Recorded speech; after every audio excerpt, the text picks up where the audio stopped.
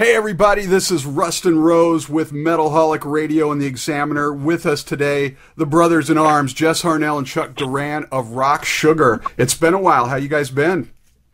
We had working was great. We miss you, dude. Oh, it's well. Where have you been, man? Why did you disappear like that, Rustin? What's that about? I'm a fair weather fan, apparently, So. Tell me, I got to find out everything that's going on with you guys, since the last time I talked to you, Survivor Rock Sugar season ended and Johnny got voted off the island. You have a new castaway. Wow, that's a good way of putting it. Yeah, Chuck, you fill him in, dude. Tell him about Ken. Yeah, man. Ken is our new bass player. We call him all our. It's so funny, man, because as soon as he came on board, all the fans said, like, immediately they go like, "Oh my God, his last name is Cane," so they started calling him Candy Cane, Sugar Cane, all kinds of Candy Cane and Sugar Cane. Oh, they call him everything, man. But he's Sugar Cane, and he's great, man. Really cool guy, very very talented. And he kind of just gelled in right, really, really well with everybody, and he's doing great. Nice. Yeah, as soon as they started calling him Sugar Cane, we were like, yeah, we meant to do that, but we really had no idea. Yeah, exactly. Yeah. It's nice how that stuff works out in the end. So, because we never talked about any of this stuff before we get into some of the regular stuff I want to talk to you about, I want to go back and find out about the burgeoning of Chuck and Jess. Going back to the beginning for you guys, do you guys remember the first album or that moment for you, whether it was watching a concert or something like that, that was sort of that moment of epiphany for you where you said, this is what I want to do? For me, it was hearing the Journey Infinity album and going, wow, I want to sing that stuff, and then locking myself up in my room until I could do that. And what was it for you, dude? Chucky, what was your moment? My moment was a little bit more intimate than that. No, I'm just kidding.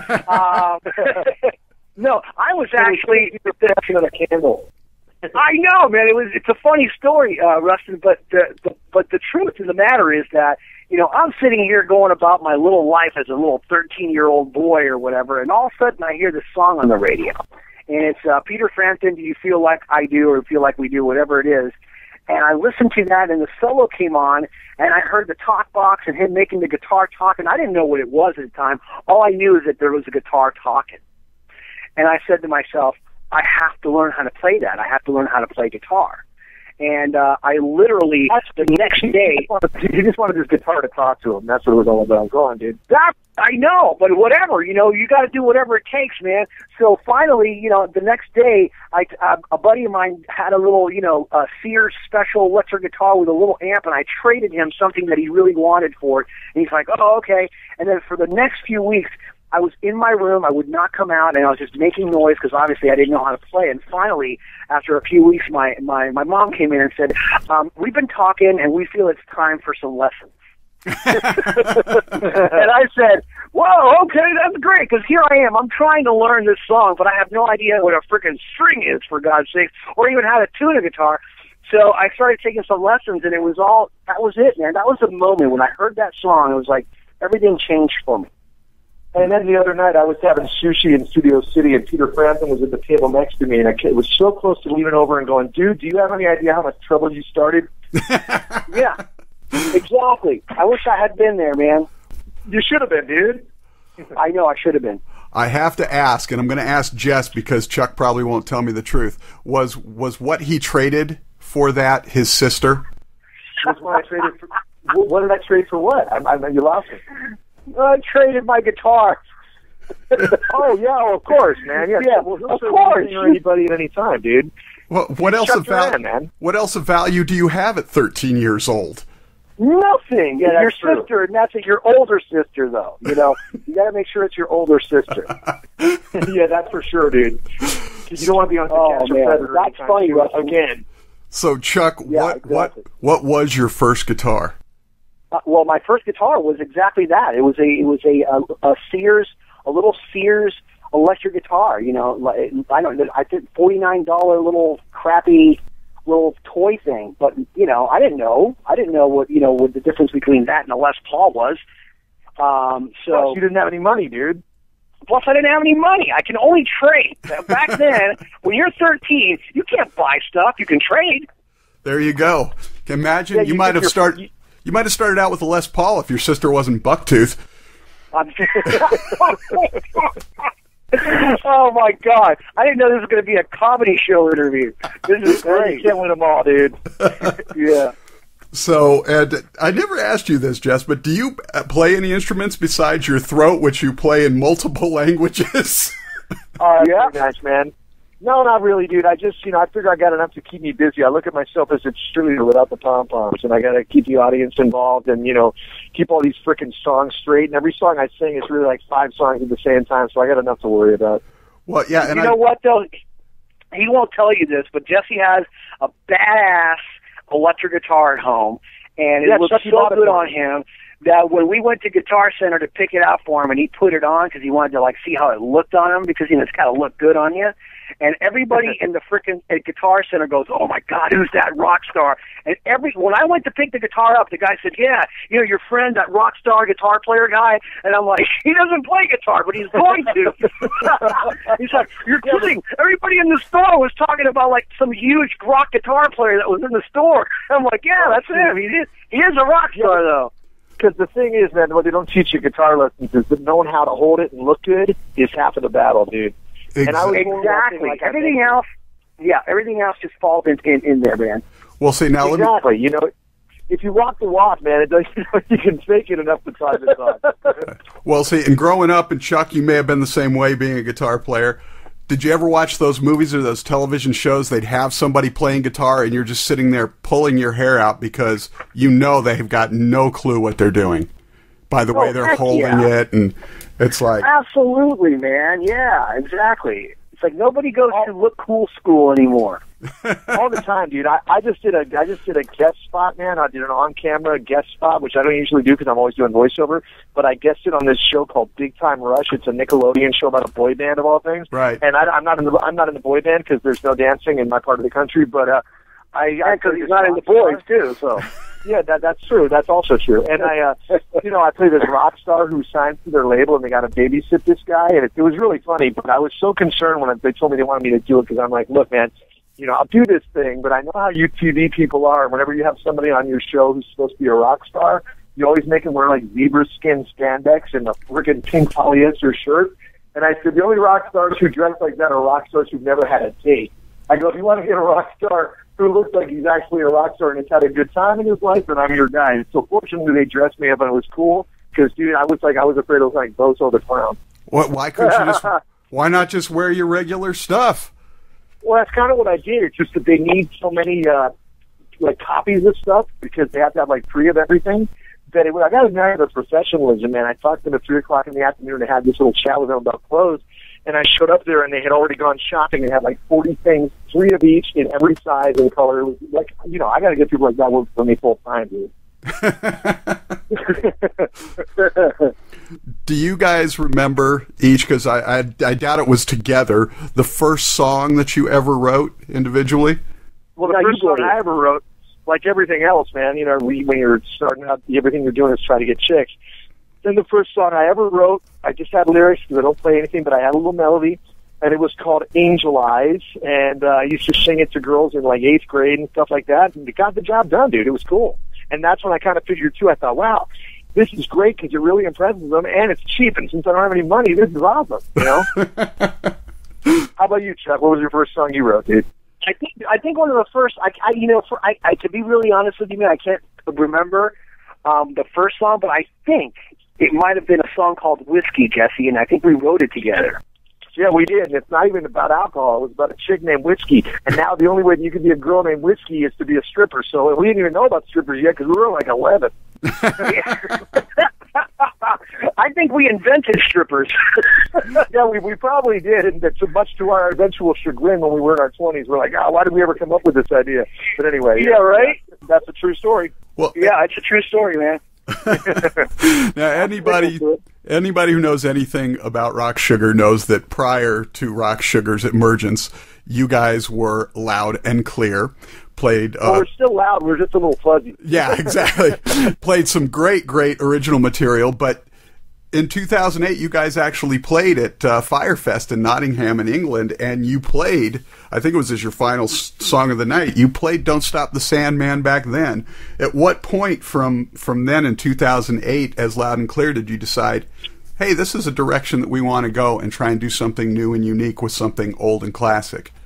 Well, we had already started doing the record back then. We had already, Chuck and I and Alex were like knee deep in it at that point, but we had only committed to doing that show as Loud and Clear. And we just said, hey man, just to see if we're onto something here, let's do one song from the record and see how it goes over. And we did Don't Stop the Sandman, and it was like written up later as the big moment of the whole weekend. And we were on a pretty big bill with some pretty big bands, so we were really excited because it felt like the roof was going to fall off. And we found out later that it actually did fall off because of structural trouble with the building, but no, that's not true. The song went over so well and got such a big reaction that we knew we were onto something. And we sort of said, I think we can do something here that'll reach a lot more people than Loud and Clear did. Because even though, to this day, I'm really proud of everything we did with Loud and Clear, rock music has such a limited audience, and in terms of radio and stuff, very, very, if you ask yourself right now, how many big rock bands are there right now? And I mean, don't look at your Aerosmiths and your Bon Jovis and your U2s. I'm talking about the last couple of years. How many big rock bands are there right now? You're going to be thinking for a while. I mean, you can maybe say Nickelback, but Nickelback's been around for 12 years. It's just a harder and harder thing. So with Rock Sugar, we were like, let's come up with something that everybody can have fun with, that everybody can relate to, and that'll be a fun time. We never knew it was going to get as big as it got, and as popular as I guess it got. I mean, we just passed 1 million hits on YouTube, and that's even, that's after 500,000 hits on YouTube. Our video was actually taken down for a while. Right, I remember that. We're really closer to 1.6 million now, I think, and with all the other videos, we're well over 2.5 million hits. So it's like, holy smokes, man, it was a good idea. And like most good ideas, if you think it's cool, if it's something you would go to see, then there's probably somebody else out there who wants to go see it. But absolutely. Now I'm going to have to agree with Jesse. Now, you guys released Reimaginator 3 years ago now, just about. Yes, sir. Yes, sir. 13 brilliant tracks. We've already covered that ground. And since then, you guys have put out a couple of new tracks for fans. But when are we going to see a full new album? Is that coming? What's going on with any of that? Chuck, you want to answer Well, some of that? yeah, the truth of the matter... Yeah, man, the truth of the matter is that, I think that collectively right now between Jesse and myself, we have probably enough material for, maybe even almost 2 new Rock Sugar records. But the thing is that, Jesse's been so unbelievably busy, and myself too. I've been so busy with just new projects, and our time is so scarce right now that we haven't had time to go into the studio. It takes a long time to really craft these ideas into songs that people can listen to and go like, wow, that was brilliant, or that was, they don't just fall into that, we Right. craft them into that. And so we just haven't had the necessary time that we need to go in there and just do it. But we're thinking about it. We always are tossing ideas around. We have a lot of ideas, and we just have a really high standard for what we want it to sound like and be like. And if it can't be that good, then we're not, we don't really want to do it. And to be perfectly honest, we ran into some trouble selling the first CD because I guess we did our job too well, and there was a singer who heard our stuff and actually thought we had sampled his voice, which we completely did not do in any way, shape, or form. And we provided him and his attorneys with evidence that we didn't sample his voice. But it's an ongoing thing because he thinks it sounds too close to him, and there's all this stuff going on legally that's a big pain in the neck. And me and Chuck looked at each other and went, and Alex too, because he was so involved in making that record. And we said, man, we put so much time and effort into this, and our payback for doing it as well as we did was that now one of the people who we were emulating won't let us sell the record. So the idea of doing another one and putting all that work in, and we want it to be awesome, we want it to be great. Part of the fun of Rock Sugar is that when you hear these songs, hopefully you think for a minute, wait a minute, is that the guy from Guns N' Roses? Is that the guy from Def Leppard? Is that the guy from whatever band it is, singing? And it takes you a minute to hopefully realize that it isn't. We don't want to go on there and half-ass those vocals. We want to nail them. And if it's going to be a situation where we spend another 2 years making something and we'll get it out for 3 months and people are loving it and buying it and we'll get a letter in the mail from, whoever going, hey man, you sound too much like me and I'm not going to let you sell this anymore. It's crazy. I've never even heard of anything like this before. And I've been doing impressions my whole life, but it's a very strange situation. So we're focusing instead, I'm doing the crazy voiceover stuff, all the cartoons, and, you name it. I just did a big Pixar session today for something that's really cool. Chucky's very busy with his studio, and he's got a really exciting web series called VO Buzz Weekly for anybody who's ever been interested in the world of voiceover. He's kind of got the definitive program for that there's ever been, and that's taken a lot of time. And in between, we get to go do some great big rock and roll shows with Rock Sugar. We got two great ones coming up this weekend. We're playing Idaho Falls in Montana. Yeah, and the Idaho one is really rare for us because it's in a club, and we haven't played clubs in so long, but we're excited about it because it'll be kind of fun to get up close with people like that again. And, I think from what I hear, it's already sold out, or at least very, very close to, so that'll be cool. That's in Idaho Falls at a place called the Pepper Tree. And then on Saturday, we're playing the Rock in the Rivers Festival in Montana, and this is cool, man, because we were there last year, and it was the last show of our summer tour last year. And it was just a great show, man. And those people were so awesome to us and made us feel so great. And they invited us back this year, and we're higher up on the bill. And it's us, and then we're followed by Kix, who is that great band that played Don't Close Your Eyes and Blow My Fuse, and Cold Blood and Hot Wire and all those great songs. I'm a big fan of Kix. And then our good buddies in Cinderella are going on after that. So it's going to be, plus there's a bunch of bands on before we are, and it's going to be a great, great show. We're really excited about that. So we still get to play our live stuff, and me and Chuck are still coming up with ideas, and hopefully one day the veil will be lifted, and we'll be able to sell records again, and then therefore be wanting to take the time and effort to make another record that hopefully will be even better than the last one, because that's the only way we want to do it. Heck yeah. Well, in this day and age of digital, downloads, you guys thought about just maybe, because you already recorded 2 tracks, maybe just doing them 1 track at a time and releasing them that way through your website or something? Yeah, we thought about that. It's just that, again, it's so much time. I mean, we kind of did that. We did those as sort of like a gesture to all of the people that are into the band and say, hey, look, man, we're still coming up with new stuff and everything like that.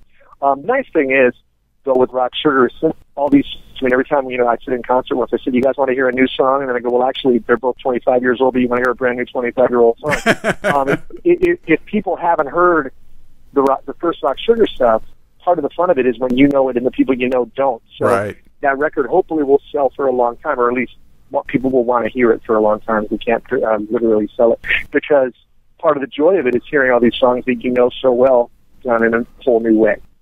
Well, hopefully you get that resolved, because you need to be able to sell that, especially all the effort and stuff you put into it. Speaking of which, there's a whole tie-in here. Kix, you're going to be playing with them. I know you're a big fan of Hailstorm. As a matter of fact, Jess, you still owe me a CD because you had me give mine to Lizzie. Oh, cool, man. Sorry, I'll definitely get you one, bro.